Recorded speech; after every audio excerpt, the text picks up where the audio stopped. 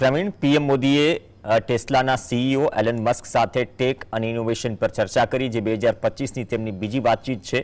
ટ્રમ્પના 26% ટેરિફ વચ્ચે આ ચર્ચા સ્ટારલિંકની ભારતમાં એન્ટ્રી અને ટેસ્લાના ઈવી પ્લાન્ટની અટકળોને હવા આપે છે.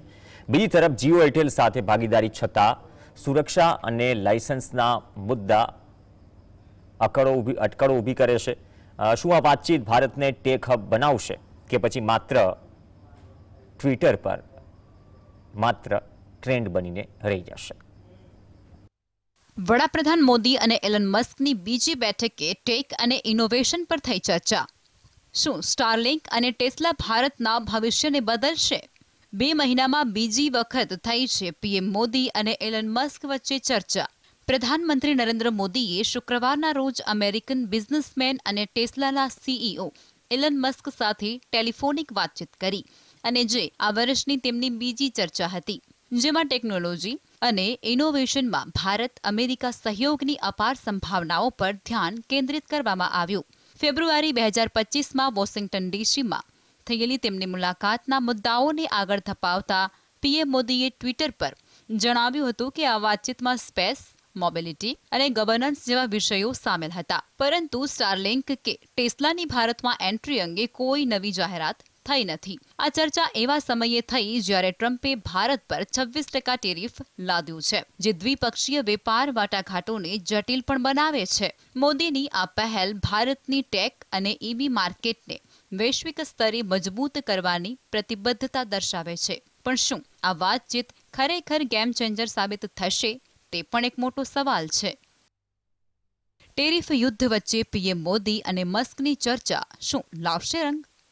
ટેક હબ બનવાનું ભારતનું સ્વપ્ન કેટલું નજીક? સ્ટારલિંકનું ભારતમાં થઈ શકે છે આગમન.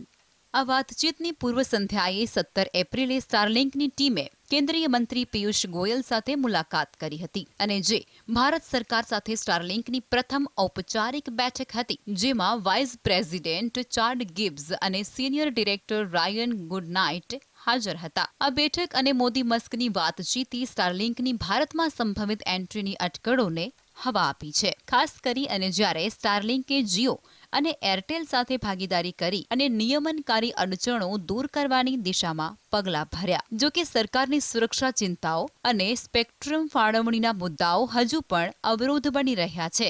આ વાતચીતનો સમય નોંધપાત્ર છે, કારણ કે સ્ટારલિંકની ભારતમાં એન્ટ્રી લાંબા સમયથી નિયમનકારી અને સુરક્ષા મુદ્દાઓને કારણે અટકી પડી છે, જેમાં ડિસેમ્બર 2024માં 2 ડિવાઇસ જપ્ત થવાની ઘટના પણ સામેલ છે. મસ્કે ભારતના ઉચ્ચ આયાત કર અને સ્થાનિક ટેલિકોમ દિગ્ગજોના વિરોધની ટીકા કરી, પરંતુ તાજેતરમાં સરકારે સ્પેક્ટ્રમ ફાળવણીની નીતિમાં ફેરફાર કરી અને તેમની તરફેણ કરી. આ ચર્ચામાં ટેસ્લાની ભારતમાં સંભવિત ઉત્પાદન યોજનાઓ અને ઈવી કમ્પોનન્ટ સોર્સિંગ સામેલ હોવાનું મનાય છે, જે ભારતના ઇલેક્ટ્રિક મોબિલિટી લક્ષ્યો સાથે સંરેખિત છે. પરંતુ મોદી કે મસ્કે આ વાતચીતમાંથી કોઈ નક્કર પરિણામની જાહેરાત ન કરી, જેનાથી રોકાણકારો અને નીતિ નિર્માતાઓમાં ઉત્સુકતા વધી છે.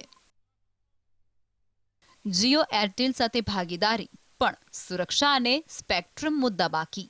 શું 140 કરોડ ભારતીયોને મળશે સસ્તો ઇન્ટરનેટ? આ વાતચીતે ભારતના ટેક અને સ્પેસ સેક્ટરમાં વૈશ્વિક ખેલાડીઓની રુચિને રેખાંકિત કરી છે. પરંતુ સ્ટારલિંકની એન્ટ્રી હજુ અનિશ્ચિત છે, કારણ કે લાયસન્સ અને સુરક્ષા મંજૂરીઓ બાકી છે. જીઓ અને એરટેલ સાથેની ભાગીદારીથી સ્ટારલિંકની સ્થિતિ મજબૂત થઈ છે, પરંતુ ભારતના સસ્તા મોબાઈલ ડેટા માર્કેટમાં તેમની $150ની સર્વિસ કેવી રીતે સ્પર્ધા કરશે, તે પણ એક મોટો પ્રશ્ન છે. પીએમ મોદી અને મસ્કની આ ચર્ચા ભારતના ડિજિટલ અને ઓટોમોટિવ ભવિષ્ય માટે એક મહત્વનું પગલું હોઈ શકે છે, પરંતુ નક્કર પરિણામોની ગેરહાજરી એક ચેતવણી છે કે રાજકીય હાઈ પ્રોફાઇલ બેઠકો હંમેશા તાત્કાલિક પરિણામો નથી લાવતી. શું આ ડાયલોગ ભારતને ટેક હબ બનવાનું સપનું આગળ ધપાવશે, કે ફરી એકવાર માત્ર ટ્વિટર પર ટ્રેન્ડિંગ ટોપિક બની અને રહી જશે? તે જોવાનું રહ્યું. Bureau report, GSTV.